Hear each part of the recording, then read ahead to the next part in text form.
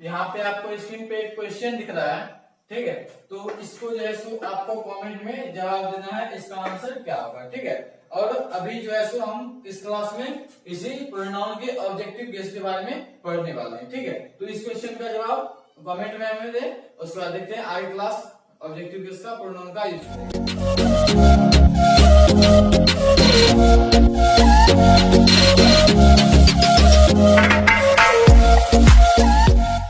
Hello दोस्तों, तो इस क्लास में हम प्रोनाउन के ऑब्जेक्टिव केस का यूज करने वाले हैं कि ऑब्जेक्टिव केस का यूज हम कहां पे करेंगे, ठीक है। पिछले लेक्चर में जो है सो हम प्रोनाउन के नॉमिनेटिव केस जिसे हम सब्जेक्टिव केस का यूज हम पढ़े थे, ठीक है। तो सब्जेक्ट के रूप में किस केस का यूज करेंगे वो हम पिछले लेक्चर में पढ़े थे। तो इस लेक्चर में जो है सो हम प्रोनाउन के ऑब्जेक्टिव केस का यूज करने वाले हैं, ठीक है। तो आइए देखते हैं प्रोनाउन का objective case. Use of the pronoun of objective case.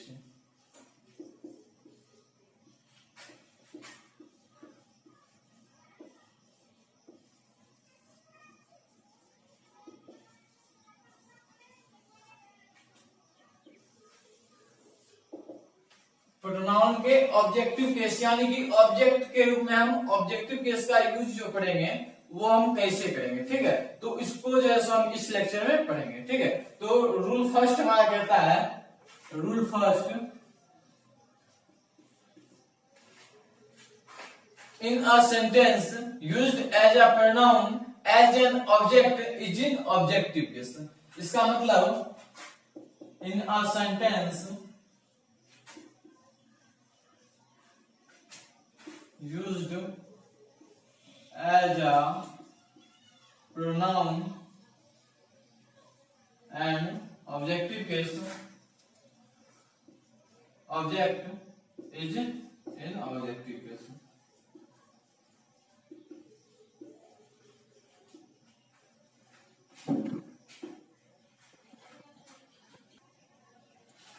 तो बनाए in a sentence used as a pronoun and object is in objective case. इसका एग्जांपल जैसे हम देखें, my grandfather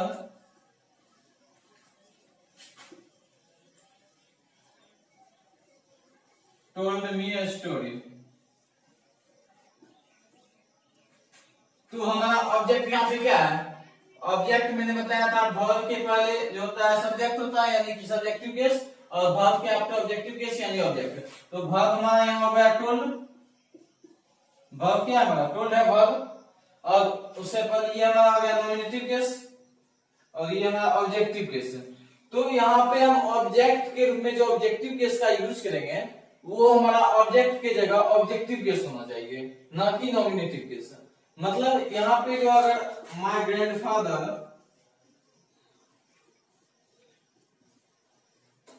told I my या माइन अ स्टोरी, तो ये sentence जो है हमारा रॉन्ग है और ये राइट है।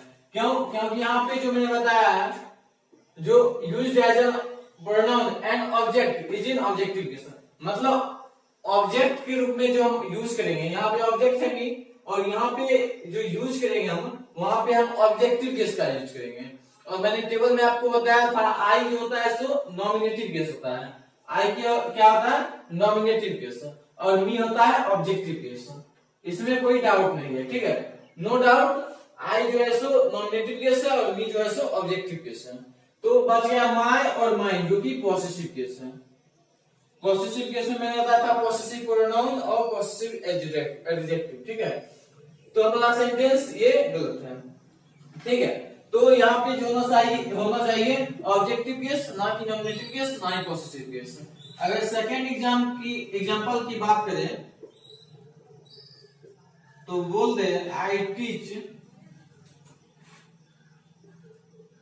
देम, आई टीच देम, ठीक है। तो देम क्या है हमारा, दे था हमारा नॉमिनेटिव केस और देम था ऑब्जेक्टिव केस।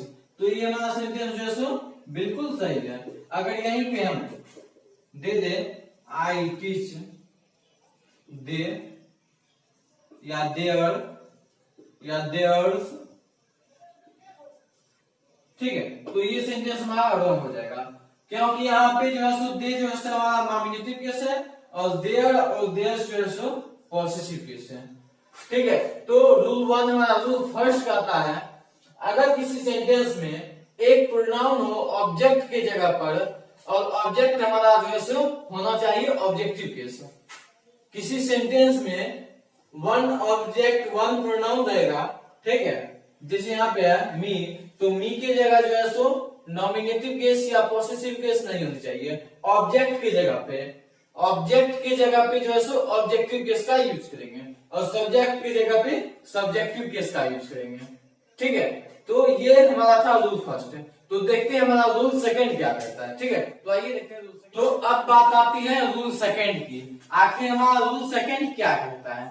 ठीक है, तो रूल सेकंड कुछ नहीं है, rule 2, if two pronouns used as an object of a sentence then use in objective case.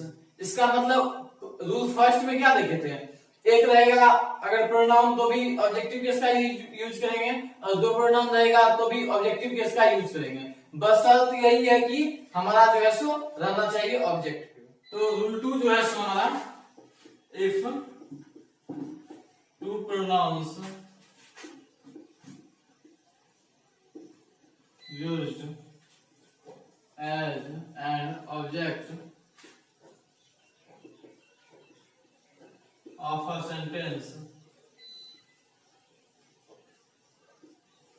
then use in objective case।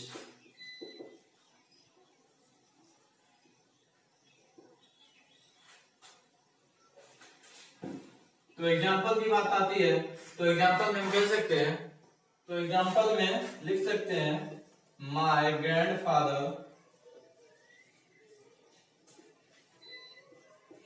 forbade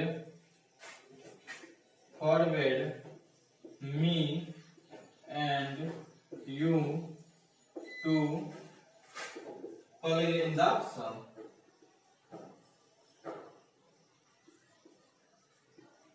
मतलब मेरे ग्रैंडफादर जो है सो मुझे और तुम्हें जो है सो धूप में खेलने से मना करते हैं। ठीक है, तो यहाँ पे ऑब्जेक्ट क्या है हमारा, वर्ब हो गया हमारा फॉरबिड, फॉरबिड जो कि हमारा वर्ब है।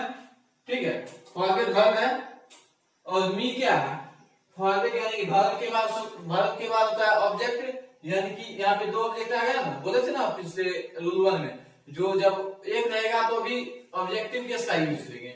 ठीक उसी तरह यहाँ पे मी क्या है हमारा, मी आई होता है नॉमिनेटिव केस, मी होता है ऑब्जेक्टिव केस।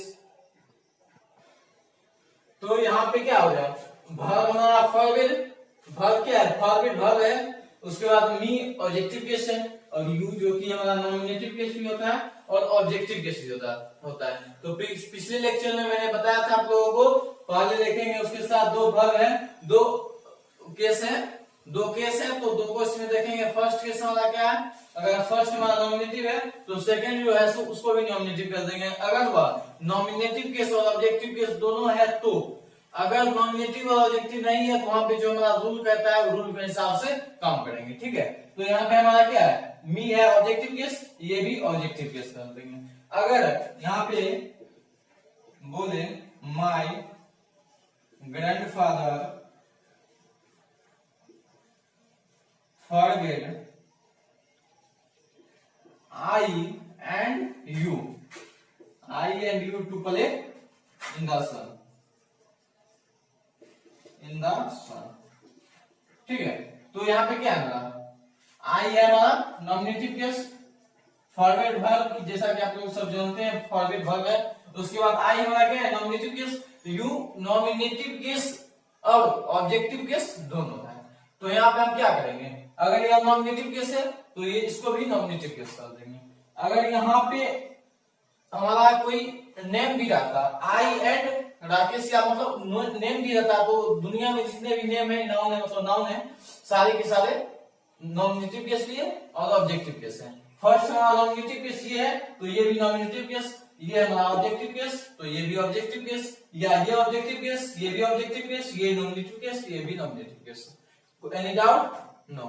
तो यहाँ पे हम इस तरह कर सकते हैं, ठीक है। तो अगर हम नेक्स्ट एग्जांपल की बात करें, जैसे थर्ड नंबर, द टीचर या फिर प्रिंसिपल, टीचर या प्रिंसिपल दे सकते, ठीक है। Allowed me and her to take rest in the common room,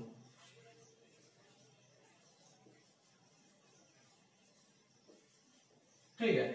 The teacher allowed me and her to take rest common room, ठीक है। तो यहाँ पे हमारा वर्ब क्या है, allowed, और वर्ब के बाद हमारा ऑब्जेक्ट आता है, जैसा कि जानते हैं सब बच्चे, वर्ब के बाद ऑब्जेक्ट आता है, ठीक है।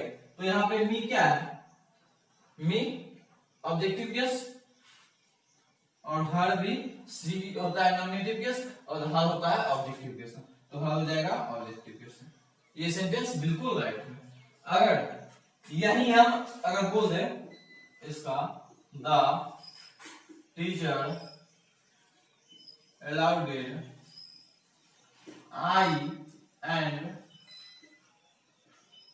she to take rest in the common room। तो ये सेंटेंस को आप देखने से ही लगता है क्या गलत है। The teacher allowed I and she कभी हो ही नहीं सकता है। कोई भी बच्चा देखेगा तो ये रीजन जाने या नहीं जाने क्या क्यों गलत है, लेकिन यह कह देगा सेंटेंस गलत है, ठीक है। अब क्यों गलत है, तो गलत इसलिए है क्योंकि ऑब्जेक्ट है हमारा, वर्ब के बाद ऑब्जेक्ट आता है, और ऑब्जेक्ट जो है सो हमारा नॉमिनेटिव केस है, यहाँ पर रहना चाहिए ऑब्जेक्टिव केस, लेकिन दिया गया है नॉमिनेटिव केस, इसलिए सेंटेंस जो है हमारा गलत है, ठीक है। तो यहाँ इस तरह से हम अगर दो प्रोनाउन एक सेंटेंस में रहेंगे तो वहां पे जो है हम ऑब्जेक्टिव केस का यूज करेंगे, ना कि नॉमिनेटिव केस का, और ना ही पॉसेसिव केस का।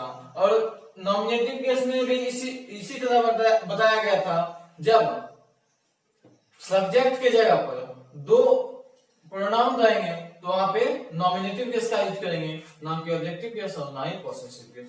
तो रूल 2 हमारा ये था, रूल 1 भी देख लिया। अब देखते हैं अगर वन नाउन, यहाँ पे दो, पहला केस था जिसमें कि एक नाउन एक प्रोनाउन था, सेकंड केस आ गया दो प्रोनाउन, या दो से अधिक भी प्रोनाउन रहेंगे ऑब्जेक्ट में तो कुछ नहीं है।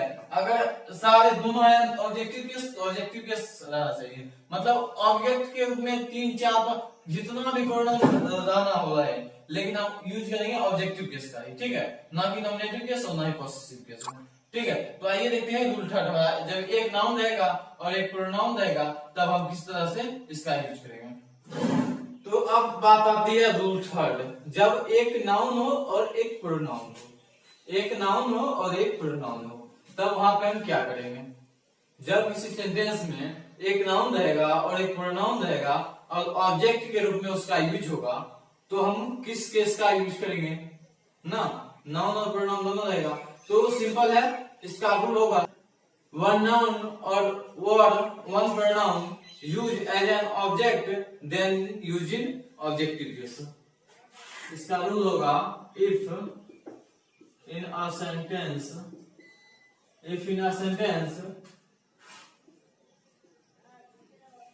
a noun or a pronoun used as an object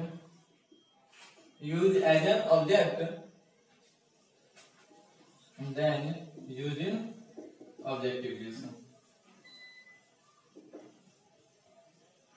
ना।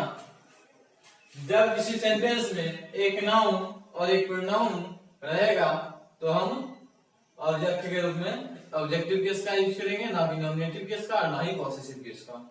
आइए देखते हैं कुछ एग्जांपल इस तरह, जैसे बोल दे हर मदर इनवाइटेड